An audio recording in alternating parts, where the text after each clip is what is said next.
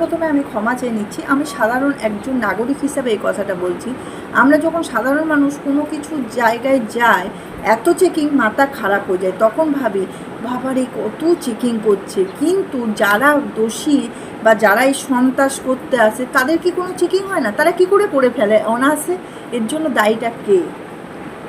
তো এই ঘটনাটা দেখো, যে দোষ করলো সে তো পার পেয়ে গেল, কিন্তু তার জন্য কত নিরীহ মানুষের কষ্ট হয় এই ঘটনাটা দেখলে। আমাদের আর কয়েকটি দিন থাকতে দিন।